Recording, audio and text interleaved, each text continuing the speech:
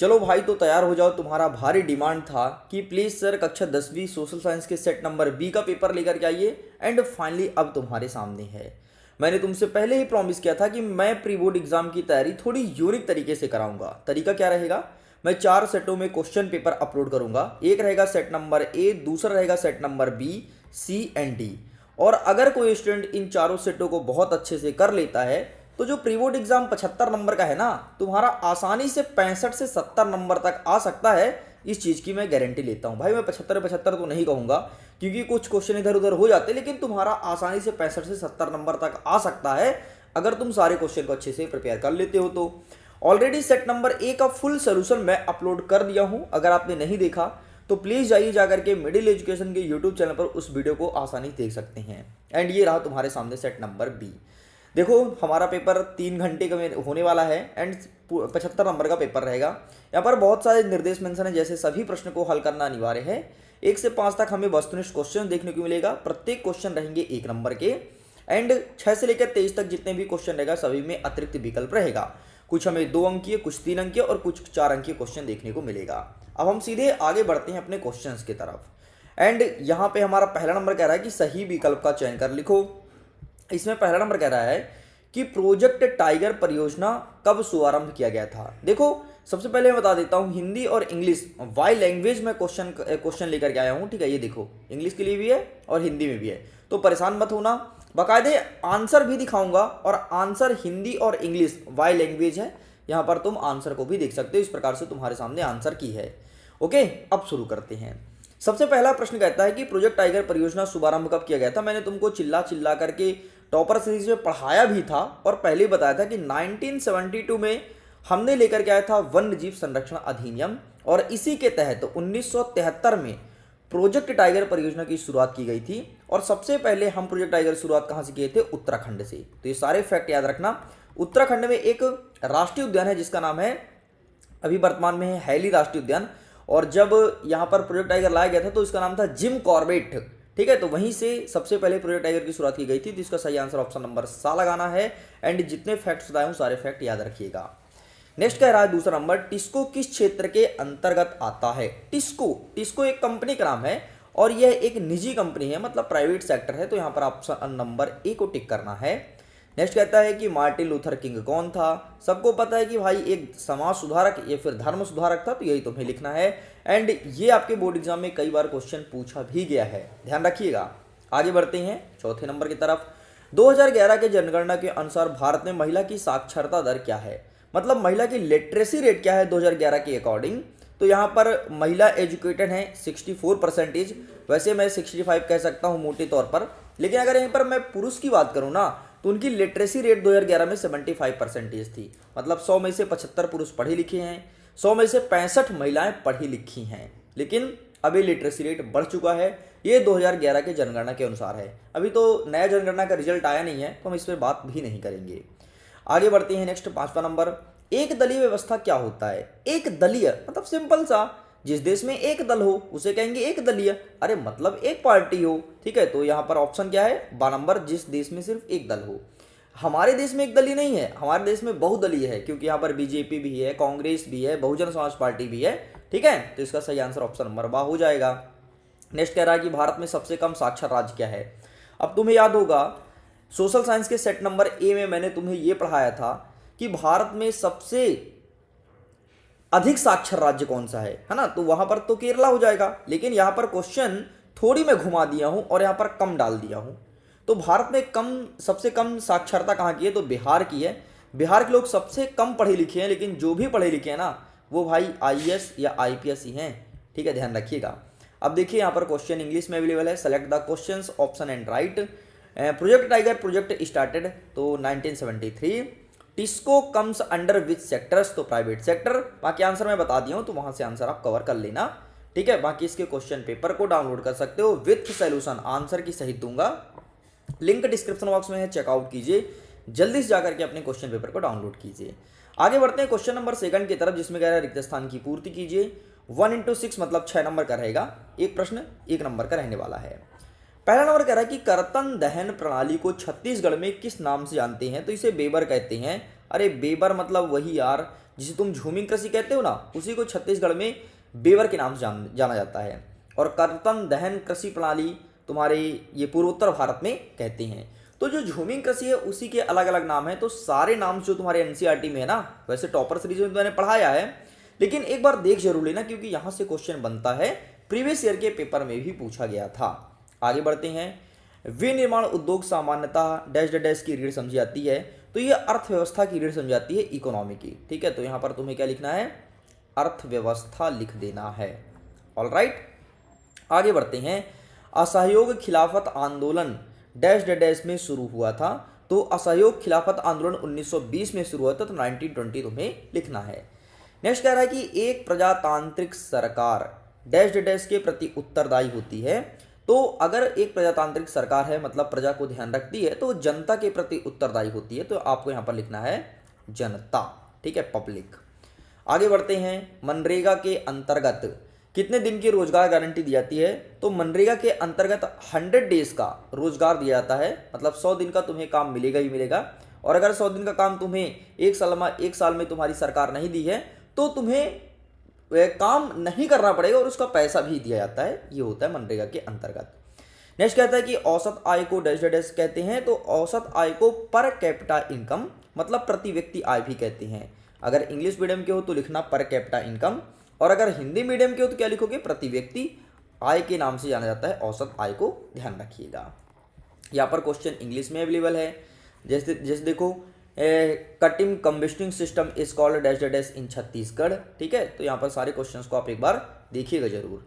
आगे बढ़ते हैं क्वेश्चन नंबर 3 की तरफ, जिसमें ट्रू फॉल्स बताना है। पहला नंबर कह रहा है कि भाखड़ा नागल बांध क्या सतलुज नदी पर बनी है, बिल्कुल ट्रूथ है। नेक्स्ट कहता है कि निर्यात मूल्य आयात मूल्य से कम हो तो क्या उसे अनुकूल व्यापार संतुलन कहते हैं। देख, निर्यात का मतलब होता है कि अपने देश से सामान को बाहर भेजना, और आयात का मतलब होता है हमारे देश में सामान को मंगाना। तो अगर निर्यात मूल्य कम है आयात मूल्य से, तो क्या उसे अनुकूल व्यापार संतुलन कहेंगे, ये बिल्कुल गलत हो जाएगा। ठीक है, वो अनुकूल नहीं है बल्कि प्रतिकूल व्यापार संतुलन है, क्योंकि हमें निर्यात को क्या करना है, निर्यात को और अधिक करना है, आयात को और ज़्यादा कम करना है। नेक्स्ट कहता है औद्योगिकरण के बाद ब्रिटेन में कपास का उत्पादन होने लगा था, तो बिल्कुल ये ट्रूथ हो जाएगा। नेक्स्ट कहता है कि लोकतंत्र के सभी नागरिकों को एक वोट देने का अधिकार है, बिल्कुल सही बात है। हम सब चुनाव में वोट डालते हैं और एक ही वोट डालते हैं। ऐसा थोड़ी ना कि हम गए बटन दबा दिए 5 बार बीजेपी को खट खट खट खट, गए बटन दबा दिए 5 बार कांग्रेस को खट खट खट खट, ऐसा नहीं है ना। इसलिए एक व्यक्ति को एक बार ही वोट डालने का अधिकार है। नेक्स्ट कहता है 5वां नंबर, भारत में नोट छापने का काम क्या आरबीआई करता है, बिल्कुल सही बात है, नोट तो आरबीआई छापती है। और तुम्हें एक फैक्ट और बता देता हूं, पूरे साल में मात्र एक दिन ही नोट छपता है और 24 घंटे छपता है, और जैसे ही 24 घंटे कंप्लीट हुआ फिर नोट प्रिंटिंग नहीं होती है, ये चीज़ ध्यान रखिएगा। आगे बढ़ते हैं 6वां नंबर, वैश्वीकरण का प्रारंभ 1981 में शुरू हुआ था, नहीं गलत है। जो वैश्वीकरण का मॉडल आया था ना, जिसे तुम LPG कहते हो, L मतलब लिबराइजेशन, P मतलब प्राइवेटाइजेशन, G मतलब ग्लोबलाइजेशन, मतलब निजीकरण, उदारीकरण और वैश्वीकरण, ये मॉडल 1991 में लेकर के आए थे मनमोहन सिंह साहब, जो कि कांग्रेस के वित्त मंत्री थे उस टाइम पे। चलो भाई, अच्छा उस टाइम पे तो बाकी ये प्रधानमंत्री भी बन गए थे 1991 में, लेकिन ज़्यादातर इन्होंने वित्त मंत्री के तौर पर रह करके काम किया है। इन्हें गुड इकोनॉमिस्ट माना जाता है, लेकिन अब दुनिया में नहीं रहे हैं। आगे देख लीजिए, इंग्लिश में क्वेश्चन अवेलेबल है। आगे बढ़ते हैं, प्रश्न क्रमांक 4, सही जोड़ी को मिलाइए। एक साइड लिखा है ऑप्शन नंबर आ या फिर आ, एक साइड लिखा है बा। अब इसे फटाफट मैच करना है। रियो डी जेनेरियो ब्राजील का शहर है, वहाँ पर 1992 में फर्स्ट अर्थ समिट हुआ था। तुम्हें याद है ना, टॉपर सीरीज में बताया था, पहला पृथ्वी सम्मेलन 1992 रियो डी जेनेरियो, इससे मैच करेंगे। मोटर गाड़ी उद्योग कहाँ है, तो ये इसका मुख्यालय गुरुग्राम में है। जितनी भी कार वगैरह होती है ना, वो सब गुरुग्राम में ही बनती है। ठीक, नेक्स्ट कहता है कि भाई भोसले, तो इसका सही आंसर क्या हो जाएगा, ट्रेड यूनियन के नेता थे भाई भोसले। नेक्स्ट कहता है संघ सूची, तो संघ सूची किसके अंतर्गत आता है, ये आता है प्रतिरक्षा के अंतर्गत। नेक्स्ट कहता है संगठित क्षेत्रक, तो संगठित क्षेत्र के अंतर्गत क्या आएगा, द्वितीय क्षेत्र कर देना है। नेक्स्ट कहता है आरबीआई, तो आरबीआई बैंकों का बैंक है ना, जैसे बापों का बाप तुम्हारा बब्बा होता है ना, जैसे तुम्हारे पिताजी उनके पिताजी तुम्हारे बब्बा कहलाते हैं ना, बस वैसे ही आरबीआई कहता है बैंकों का बैंक। दैट्स इट, ये भी कंप्लीट होता है। सेम इंग्लिश में अवेलेबल है, इसे भी आप देख सकते हैं। आगे बढ़ते हैं क्वेश्चन नंबर 5 की तरफ। हमारा 5th नंबर कहता है कि एक वाक्य में उत्तर दीजिए, वारनाकुला प्रेस एक्ट कब लागू किया गया था। तो इसका सिंपल सा आंसर तुम्हें क्या लिखना है, 1878। ठीक है, 1878 लिख देंगे। नेक्स्ट कहता है कि लैंगिक विभाजन किस आधार पर होता है। तो जाति के आधार पर होता है भाई, बस जातिगत या फिर समाज, तो दोनों यहाँ ये तुम्हें लिखना है। किस देश में एकल पार्टी सिस्टम है, चाइना में है। सिंपल सा, चाइना में एक ही नेता भाई, और पता है 15 साल के लिए राजा बन जाता है। राजा मतलब चुनाव जीत गया, अरे कोई चुनाव लड़ता नहीं है तो वही तो जीतेगा ना। एक बार क्या किया था उसने, चुनाव लड़ा, चुनाव जीतने के बाद उसने नियम बना दिया कि 15 साल तक जो एक बार चुनाव जीत गया रहेगा, और 15 साल के बाद फिर चुनाव नहीं होगा, फिर वो बढ़ जाएगा। मतलब तानाशाही कुल मिला के चलती है। हमारे देश में ऐसा हो जाए तो भाई देश बिक जाए। चलो आगे बढ़ते हैं। और वहाँ के लोग को पता है मीडिया उडिया को कुछ बताने की जरूरत नहीं है, ना तो वहाँ कोई इंटरव्यू कर सकता है, ना तो वहाँ की बातें पब्लिक हो सकती है, क्योंकि एक ही सरकार है ना। तो वो अच्छा कर रहा है बुरा कर रहा है, जो भी कर रहा है वहाँ के लोग को सुनना पड़ेगा, सहना पड़ेगा, इतना ज़्यादा तानाशाही है। आगे बढ़ते हैं कि इन्हीं 2 देशों का नाम बताइए जहाँ मजबूत लोकतंत्र है। एक तो तुम्हारा भारत हो गया, आंख बंद करके इसका आंसर टिक कर दो, और दूसरा तुम्हारा अमेरिका हो गया। नेक्स्ट कहता है कि जीडीपी में सबसे अधिक योगदान किस क्षेत्र का है। तो कृषि क्षेत्र का है भाई। जो लोग खेती करते हैं ना, उनका जीडीपी में बहुत ज़्यादा योगदान है, लगभग 54% का योगदान है जीडीपी में। नेक्स्ट कहता है कि भारत में नई आर्थिक नीति कब लागू की गई थी। तो 1991 में एलपीजी मॉडल आया था, ध्यान रखिएगा। सेम क्वेश्चन इंग्लिश में है, फटाफट देख लीजिए। अब हम थोड़ी स्पीड में बढ़ेंगे। इसके पीडीएफ को डाउनलोड कीजिए, लिंक वीडियो के डिस्क्रिप्शन बॉक्स में दिया गया है। अब हम स्पीड में क्वेश्चन आंसर को कवर करेंगे, क्योंकि मेन ओटी होता है जिसको हमने अच्छे से समझा दिया। 6वां नंबर कहता है कि पवन अपर्दन किसे कहते हैं, what is wind erosion. And इसके अथवा में पूछा कि चादर अपर्दन क्या है, मतलब व्हाट इज सीट इरोजन। आइए दिखाते हैं इसका आंसर। ठीक है, बाकी सब मिल जाएगा, परेशान मत होना। तो ये रहा तुम्हारे सामने पवन अपर्दन क्या है, और ये रहा तुम्हारे सामने चादर अपर्दन। अब इसके आगे का जो आंसर है ना, वो इंग्लिश में अवेलेबल नहीं है। इसका रीजन ये है क्योंकि हमारे ज़्यादातर स्टूडेंट्स हिंदी मीडियम के हैं, इसलिए इंग्लिश में नहीं लेकर के आया हूँ। 7वां नंबर कह रहा है कि झूमिंग कृषि को किस किस नाम जानते हैं। ठीक है, why what names is jhuming agriculture knowns. And अथवा कहता है कि रबी और खरीफ की फसल में अंतर बताइए, रबी क्रॉप्स एंड खरीफ क्रॉप्स। तो ये रहा तुम्हारे सामने झूमिंग कृषि, जिसे झूम, पेड़ू, बेबर, कुमारी, धैया, ठीक है, कई नाम जानते हैं। एंड रबी की फसलें क्या होती है एंड खरीफ की फसलें क्या होती है, इसे भी अच्छे से देख लीजिए। आगे बढ़ते हैं। जल प्रदूषण नियंत्रण के 2 उपाय बताइए, मतलब पानी प्रदूषित ना हो इसके लिए हम क्या कर सकते हैं। सिंपल सा यार, जो फैक्ट्री की पानी होती है उसे तुम तालाब में मत डालो, नदी में मत डालो। ठीक, तो पहला पॉइंट ये हो गया। और अगर तुम तालाब में नहाने जा रहे हो तो अपने पशुओं को और कपड़े वगैरह को तालाब में मत धुलो, इससे जल प्रदूषित रुक सकता है। अथवा में कहता है कि लौह इस्पात उद्योग को आधारभूत उद्योग क्यों कहा जाता है। वही दिखा देते हैं इनका आंसर। ये रहा सबसे पहले औद्योगिक अपशिष्ट, घरेलू सीवेज का उचित निपटान। ठीक है, लौह इस्पात उद्योग को आधारभूत उद्योग क्यों कहते हैं, क्योंकि जो अन्य उद्योग होते हैं ना, तो सबके लिए रॉ मटेरियल प्रोवाइड कराता है लौह इस्पात, इसलिए इसे आधारभूत उद्योग कहा जाता है। आगे देखते हैं। 9वां नंबर कहता है कि रेल परिवहन की समस्या का वर्णन करना है। और एक बार अथवा कह रहा है कि प्रधानमंत्री ग्रामीण सड़क परियोजना का आशय क्या है। ठीक है, PMGSY। जानते ना कि गाँव में सरकार सड़क बना रही है, उसका मुख्य उद्देश्य है कि जो गाँव की सड़कें है उसे मेन रोड से कनेक्ट करना है। बाय द वे, पहले रेल परिवहन की समस्या देख लो। पुराना ढांचा चल रहा है और अधिक रख रखाव में खर्चा है। एंड ये रहा तुम्हारे सामने प्रधानमंत्री ग्राम सड़क योजना के बारे में। आगे बढ़ते हैं। नेक्स्ट 10वां नंबर कह रहा है कि बारदौली सत्याग्रह के बारे में बताना है। ठीक है, राइट अबाउट बारदौली सत्याग्रह। और अथवा में कह रहा है कि बहिष्कार क्या होता है। बहिष्कार मतलब what is mean by boycott. ठीक है, बाइकॉट क्या होता है भाई।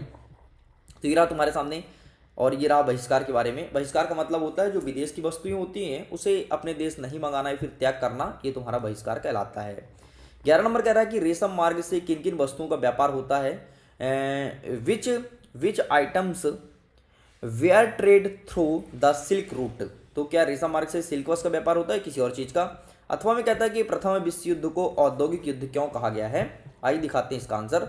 ये रहा, रेशम मार्ग से मसाले का, सोने, चांदी और वस्त्रों का व्यापार होता था, और प्रथम विश्व युद्ध के बारे में लिखा है आंसर। ठीक है, चलो आगे बढ़ते हैं। 11 नंबर कहता है कि लंदन को फिनिशिंग सेंटर के रूप में क्यों जाना जाता है। और अथवा में कह रहा है कि ब्रिटेन में महिला कामगारों की स्पेनिंग जेनी मशीन पर हमला क्यों हुआ। ठीक है, ये क्या हुआ था, जो मशीन थी ना, ये महिलाओं की रोजगार को छीन रहा था, इसलिए महिला ने इस पर अटैक कर दिया। इस मशीन पर एक AI की तरह मशीन आया था, रोजगार छीन रहा था, इसलिए इस पर हमला हुआ था।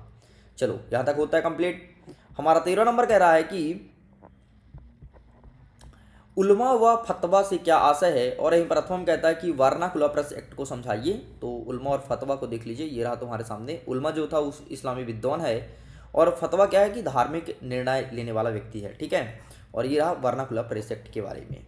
आगे बढ़ते हैं कि राजनीतिक दल से क्या आशय है, what is mean by political parties. तो जो क्या करता है कि देश के लिए एक नियम बनाता है कि देश को किस प्रकार से चलाना है, या फिर अगर कोई विजेता नहीं भी बनाए तो वो देश को सही डायरेक्शन दिखाने के लिए काम करता है, उसे पॉलिटिकल पार्टीज कहते हैं। इससे लोगों को आर्थिक तरीके से मजबूत भी किया जाता है, ठीक है। बाकी यहाँ पर लिखा है, देख लीजिएगा, सब कुछ मेंशन है।